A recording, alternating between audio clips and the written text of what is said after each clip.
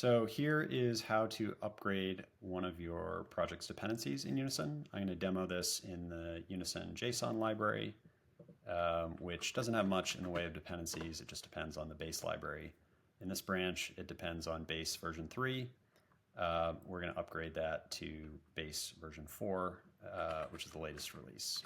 So first step is we type lib.install unison/base. If we wanted to grab the latest release, we could just type that. If we wanted to install a specific version, we could add the specific version in here. I'm just going to grab the latest version, and it installs it also in lib. And we could actually stop here. So in Unison, it's perfectly fine to reference multiple versions of the same library in your project. And the only thing that you might need to do is just disambiguate, which version you're actually referring to. You won't actually even always need to do this though. So for instance, if I look at the hash and the names of list.map, you can see that the hash of list.map has actually not changed between these two releases of base. It's just been a very stable definition. And so in my code, I could actually just type list.map, and because that name is unambiguous, what hash it refers to, that's all Unison cares about. So it doesn't really care whether we're getting it from version 3 or version 4 of base, because it's the same hash either way. But anywho, typically you do want to just only refer to one version of each library that you're depending on. And so the way that you tell Unison that, hey, I want to not refer to anything in base version 3, I only want to refer to stuff in version 4, is you use the upgrade command. And when you type upgrade, you're going to be given this menu where you're going to select the old version that you want to upgrade from and the new version that you want to upgrade to. You can actually use this to also downgrade which library version you're using, but here I'm going to be using it for upgrading. So I'm upgrading from version 3 to version 4.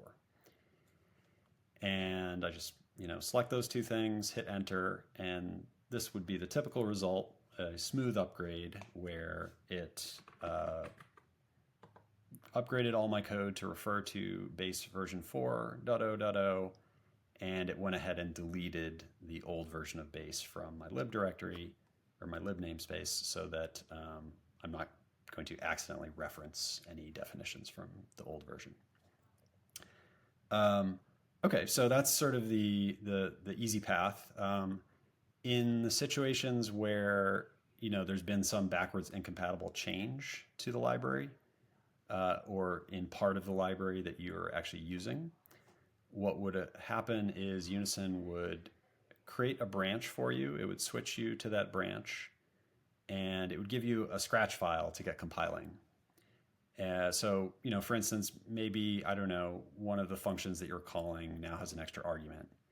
And so the places in your project where you're calling the old function, it would basically put those in the scratch file. And you'd have type errors and you'd have to get that scratch file compiling. Once you did that, though, you would add those changes to the code base and then with an update. And then you could say upgrade.commit. And what that would do is basically say, okay, I'm done with this upgrade and I want to basically take my changes and merge them back into the original branch that I was working on.